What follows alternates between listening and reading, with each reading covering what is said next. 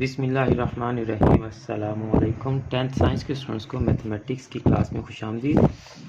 Students 1.3 हम कर रहे हैं, 1.1 और 1.2 पहले सॉल्व कर चुके हैं हम। 1.3 के क्वेश्चन 1, 2, 3, 4 ये टाइप 1 के क्वेश्चन थे। ये हम सारे क्वेश्चन सॉल्व कर चुके हैं।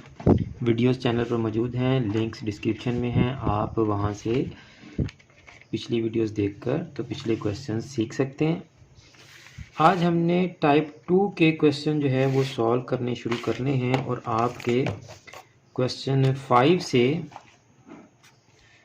9 तक ये टाइप 2 के क्वेश्चन हैं। क्वेश्चन 5 से 9 तक टाइप 2 के क्वेश्चन हैं।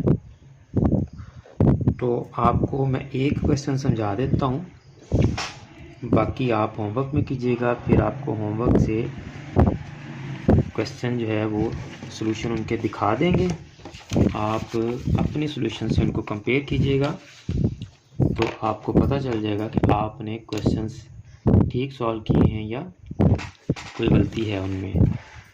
तो क्वेश्चन नंबर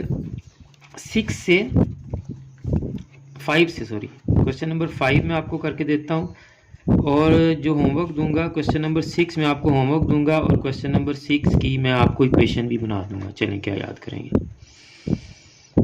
तो 5 हमारे पास है 3x⁻² plus 5 is equal to 8x⁻1। अब देखिए, आप 9th में पढ़ चुके हैं कि टाइप 2 देखने पहले हमारी कौन सी है। आपका x डिनोमिनेटर में है, बटे में है, तो यहाँ भी हमारा x जो है वो डिनोमिनेटर में जाएगा। तो आपने 9th में पढ़ा है कि जब वेरिएबल की पावर माइनस में होती है तो हम उसको बटे के नीचे ले जाएं, या जैसे ये है x की पावर -2/1 है तो इसको 1/x⁴ हो जाएगी। पढ़ा था ना आपने कि बटे के ऊपर से नीचे लेके आएंगे तो पावर का साइन चेंज हो जाता है, नीचे से ऊपर लेके जाएंगे तो पावर का साइन चेंज हो जाएगा। अगर इसी तरह हमारे पास अगर हो 2/x⁻1 तो ये x⁻1 ऊपर जाके क्या हो जाएगी, +1 हो जाएगी। ठीक है जी।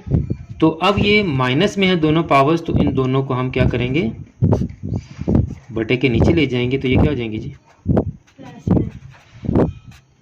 प्लस में हो जाएंगी। प्लस में हो गई है, बटे के नीचे लेके जाएंगे तो क्या हो गई, प्लस। ये -2 थी +2 हो गई, ये -1 थी +1 हो गई। अब इसके नीचे आप लगा लेंगे 1।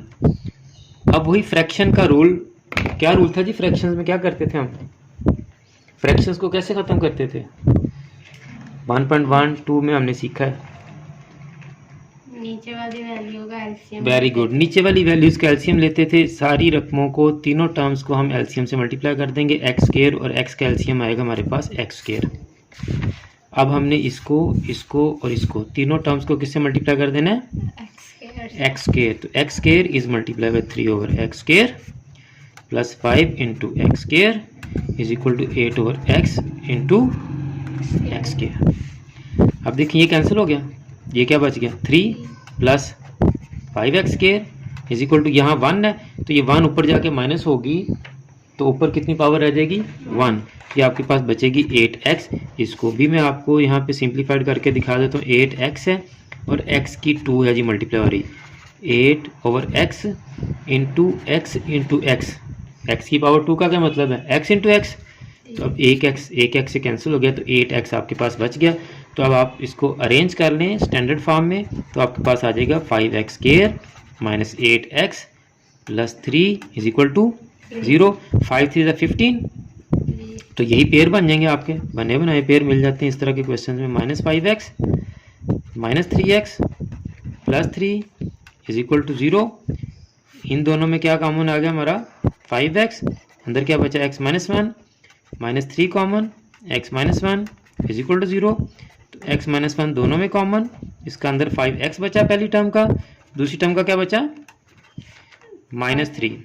तो x-1 को 0 के इक्वल किया हमने पुट, और इसी तरह 5x - 3 को 0 के इक्वल पुट किया। तो x की वैल्यू आ गई 1, 5x is equal to 3 and x is equal to, तो आपके पास x की 2 वैल्यूज आ गई हैं। तो यही आपने फाइंड आउट करनी थी। x ही था ना, पहले तो आपके पास y आता था, तो y को हम दोबारा x की इक्वेशन में पुट करते तो x की वैल्यू फाइंड आउट करते थे। यहाँ हमने लेट ही किसी को नहीं किया जी।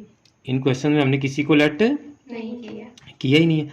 अब आप देखें जी, क्वेश्चन नंबर 6 की मैं आपको इक्वेशन बना देता हूँ, बल्कि क्वेश्चन नंबर 6 भी थोड़ा डिफरेंट है। मैं आपको ये नेक्स्ट वीडियो में क्वेश्चन नंबर 6 भी सॉल्व करवा दूंगा।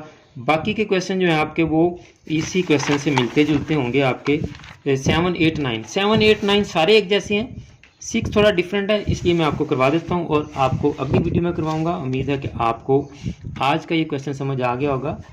और अगर आपने अभी तक चैनल सब्सक्राइब नहीं किया तो चैनल को सब्सक्राइब कर लें, बेल आइकन को दबाकर ऑल नोटिफिकेशंस को भी ऑन कर लें, ताकि तमाम लेक्चर्स आपके पास इन टाइम पहुंच सकें। और आप इन वीडियोस को ज़्यादा से ज़्यादा फॉरवर्ड भी किया करें, ताकि आपकी वजह से दूसरे बच्चों का भी फ़ायदा हो सके। मुझे भी अपनी दुआ में याद रखा करें। जज़ाकल्लाह।